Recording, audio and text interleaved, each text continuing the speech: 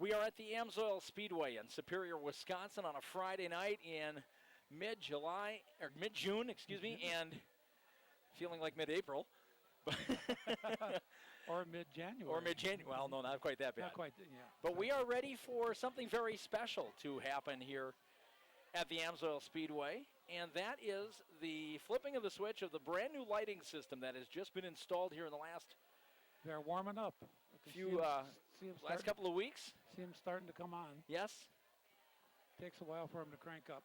The Speedway wanted to make a very special presentation. They've got several dignitaries from the city of Superior, from Douglas County,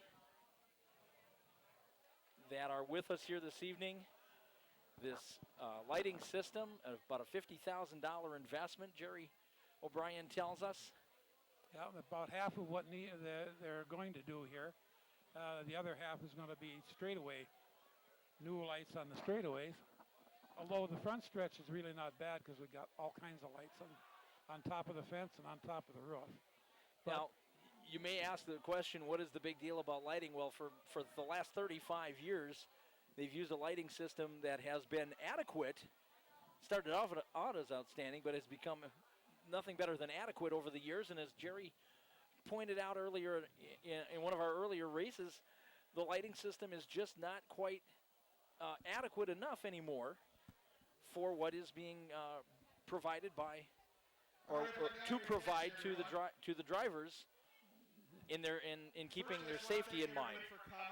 Without the fan support, obviously none of this could happen any Friday night. But first and foremost, we want to thank all the fans, all the drivers, all of our sponsors that sponsor the track. We want to really put a big thanks out to Douglas County. Douglas County, we've had this track for 5 years, and we've been leasing it through Douglas County, and they've been just incredible to work with. They've helped us with this lighting project, and they've been just phenomenal. We really want to thank Amsoil. Without Amsoil's help the last 5 years, a lot of this would not be possible. They've come out in a big way and really supported us in a big way, and we can't thank Amsoil enough. We also want to thank Rick Gondik Law Offices. Seems like every race that we have out here that's a special, Rick's always gives an opportunity to continue to support our track and do a lot of good things. And Rick Gondik, over the years, he also was a promoter here and deserves a lot of credit. We want to especially thank Service Electric. Service Electric started this project in 1989. About 15 years ago, they started doing some free work and labor, trying to kind of make this project happen, and it just never happened.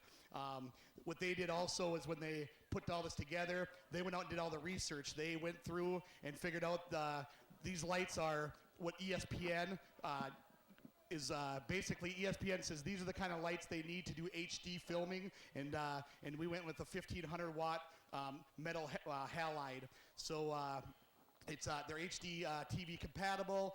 We're going to do the track corners. Obviously, our first phase here was a $50,000 phase to do corners 1 and 2 and 3 and 4. So, of course, before the corners were really dark and the straightaways were really bright here. Now we're going to end up with the opposite effect because phase 2 next year is to put all the lights on the front stretch and change those out, and all the lights on the back stretch.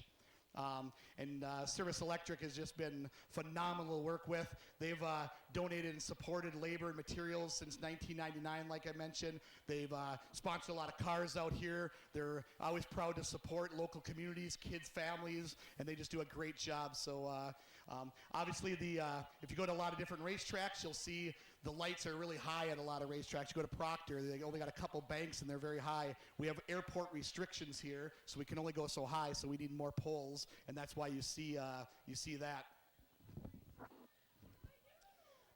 Lastly, I want to thank our board. We got Gus Omenson, Crash Carlson, Steve Laux, and myself. We're the board here at Head Lakes Management Group, and we really just want to thank everybody for coming out every Friday night, supporting the racetrack, and hope you have a great night. And we look forward to these new lights and appreciate all the help. And we're going to put on our fireworks show now. Thank you.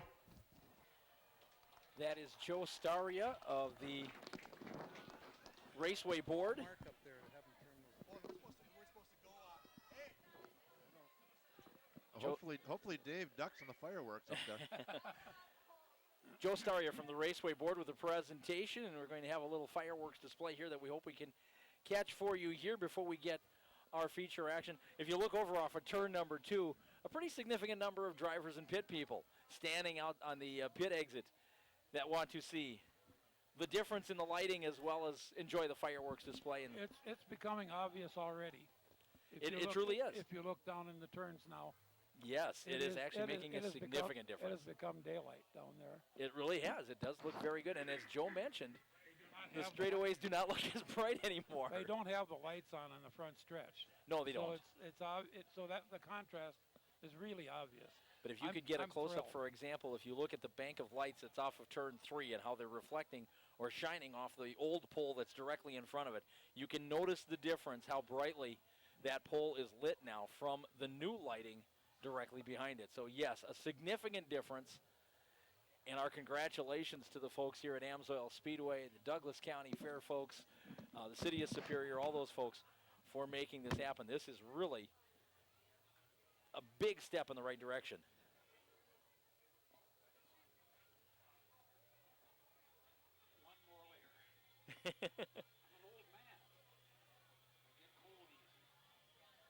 And there we go. And we'll let you enjoy the show as they celebrate the new lighting here at Amsoil Speedway.